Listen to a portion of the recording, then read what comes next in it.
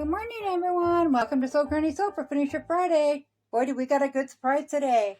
Today we're going to be going over on how to quilt the tops of our quilts when they're all completely together. We even got them sandwiched now. We just have to quilt them in. So I'll bring you over to the sewing machine and we'll go ahead and get started. So to get started, we first had to remove off the shaft with the presser foot and put on our free motion foot there. And this is a tool that comes with mine. Each one will come with your own, or you can just use a little straight screwdriver for this one right here. And that's what loosens your feet. And then if you look at the back, this lever here, it raises and lowers the bead dog. So I went ahead and I prepared our square, and I just used a square out of the layer cake, which are 10 by 10, to put on the back. So with the free motion quilting, you can do whatever you'd like. If you're going to do a straight, then you'll want to go ahead and put your walking foot on. But I'm going to go try some circular things today. We knew that we were going to have to try this. So the first thing you want to do is when you feed your needle down, you want to pull your bobbin thread. I don't know if you can see that, but up on the top, which you don't normally do this in sewing, but you want to make sure that's up on the top. This right, the spring is activated when you turn your wheel, so when you sew, it's going to go up and down like that. You start a little bit off your fabric. I'm just going to start where I put it at. Little do I know what I'm supposed to be doing here. I was watching Karen Brown from Just Get It Done Quilt, and that is who inspired me to start the free motion quilting. I have the new machine, the new feet, all that good stuff, because I wanted to be able to do that. I got the fancy stitching on, and this is how you get that, or you can have a long armor do it. So we're just going to go ahead and we're going to start.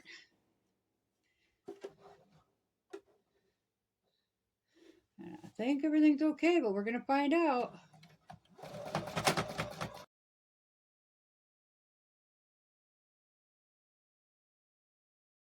I put blue in the top and white on the bottom for the purpose that I have white backing on this.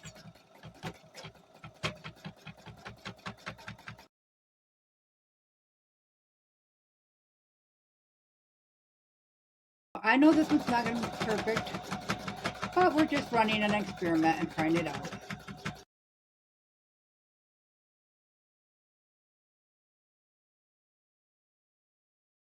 But it's the first time I've ever even attempted this. I've been too scared to. But she said it's really forgiving if you mess up.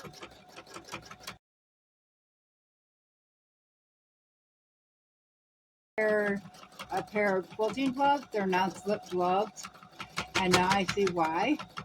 Because this thing doesn't want to slide as well as you would think it would.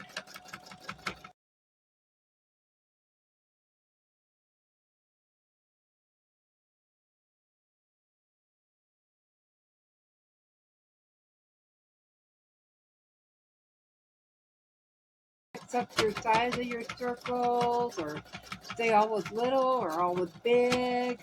You can make lines and then do one way inside the lines and one way outside the lines. And you can quilt it however heavy or light you'd like. So if you want to do a lot of quilting, you can. If you want to do just a little bit, you certainly can do that.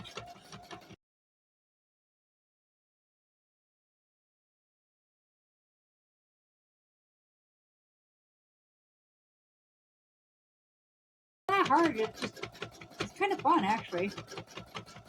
I can definitely see where it's a learned skill. You would definitely have to practice this.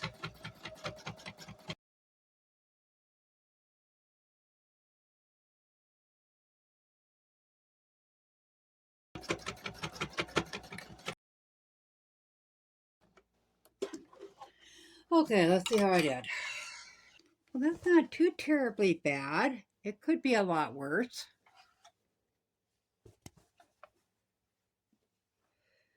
But now it's all nice and secure. So once you get the hang of it, you could certainly do some other things. Let's try another one here. This free spirit one, so I'm just going in no order or nothing. I'm just pulling them out randomly and putting them on the back of one of the squares we make and clip it on. Okay, and we'll try to get it a little bit neater this time.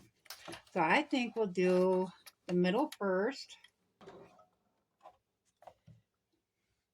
And then we're going to try doing this.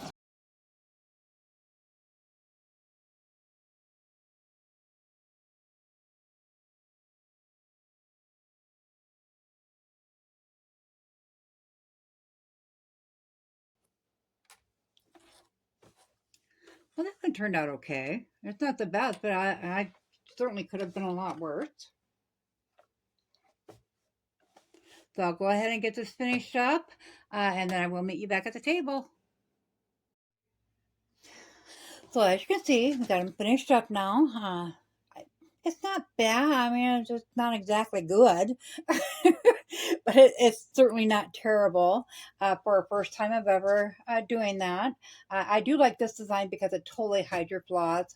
I think I will just kind of stick to this until I know what I'm doing. So once we get to this point, we are going to have to trim up the edges. So I am not going to do it. When we go to do it, I'll do one side here to show you. So all you're going to do is you're going to make sure that you can see that there. You're going to lay that ruler along the straight edge of your square. And then you're just going to trim it up. However, if you caught that video where I discussed about these when I showed you how to make them, you know that we are going to end up with some different sizes, because when you sew the pieces onto here, let me grab one for you. So this is what your normal piece of batting is like. But when you sew these different pieces down onto there, you just shrink it up a little bit each time you sew a strip. So the ones with a lot of strips, this was all sewed in one piece here. So it's not, it's just one straight line on there. But those with a lot of strips are going to eat up a lot of your batting. So they're going to end up being just a little bit smaller than what your original batting is. This one don't look too bad.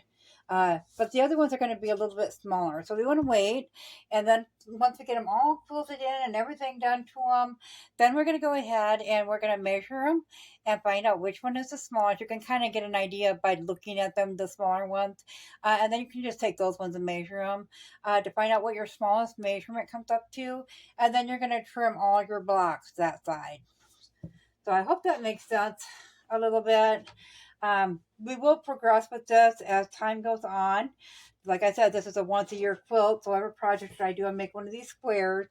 And then I just now started putting them in because I didn't know how to do it. I didn't have the right equipment to do it. Now I finally got everything, and I kept using the excuse that I'm going to mess it up. But like I said, it covers some flaws so well, you guys. Don't be afraid to do this. You can kind of see my tensions off a little bit. I don't know if you can see that, where this blue stitching is coming through.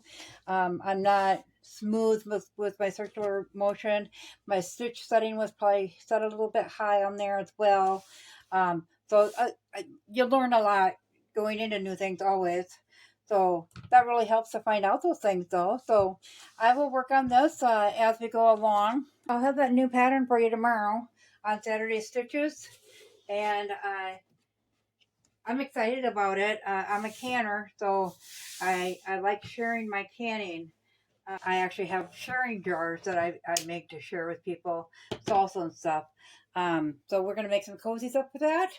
That should be a lot of fun. You can make it uniquely your own.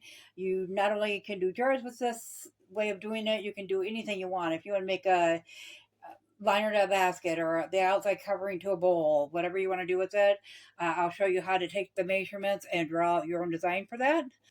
So what do you think, you guys? You think you're going to give that a try? I think you should.